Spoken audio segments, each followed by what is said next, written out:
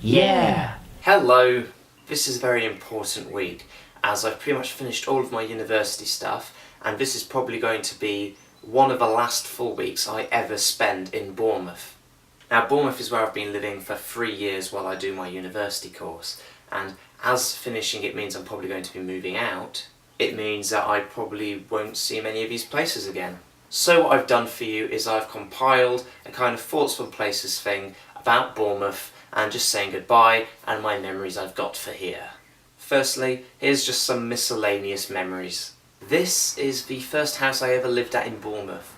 This is the pub what was nearby where I had my first ever date with someone from uni. Here's a place where I was walking one night and didn't notice a homeless person until the very last minute, and it scared the bejesus out of me. Here's a goddamn yellow truck with some sort of crocodile thing in it which was always parked across from my house. And when I went back, yes, it was still parked there. And here's a weird tiger which has been in an upstairs window since the first year and I've got no idea why. This is a wet paint sign which I swear has been there for over a year. This is a road where me and my friend were walking to university one time and saw a car pull out and proceed to be beaten to smithereens by 3 guys with baseball bats. And here's the party house for the first year, where one guy pissed on a sofa and ruined it, and a friend of mine puked in her own bathwater. I'm naming no names. This is a country road that me and my friend drove down once to try and get permission to film from a farmer, and after his dog started chasing the car we got scared and turned around. This is my house for the second year, where I once caught a mouse by throwing a shoe at a bin, trapping it, which I think is actually pretty much exactly how the board game Mousetrap works. And this is the road where I took the mouse and released it back into the wild. It's kind of a posh area, so releasing the mouse there made me feel like Robin Hood. This is a pub where I used to steal the free Wi-Fi when I didn't have any internet yet. I used to stand by some dustbins out back when I updated my Twitter and Facebook and then would move on. This is a bush which I once phoned everyone who I knew who lived in town from, asking them if I could stay for the night. Here's a shop where I directed my first ever proper film with a crew and everything. It was a short film about Eastern European time travellers. Here's a strip club called Wiggle. We bought one of our friends in the second year a lap dance and it mentally scarred him. I love the name of this shop. Here's a food place we went to once after a night out, and 2 different girls distinctly said their food tasted of period.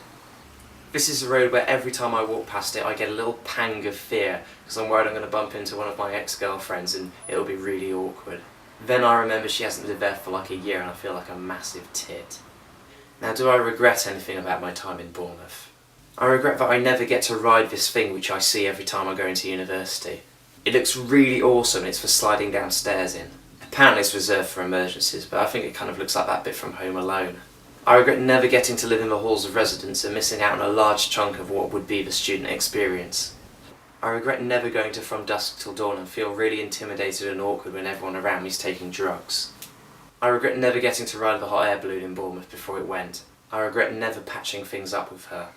I regret not being able to say that I go to a gym anymore and pretending that that means that I'm fit in some way. I regret never going down this enticing alley because I've always wondered what's at the end of it.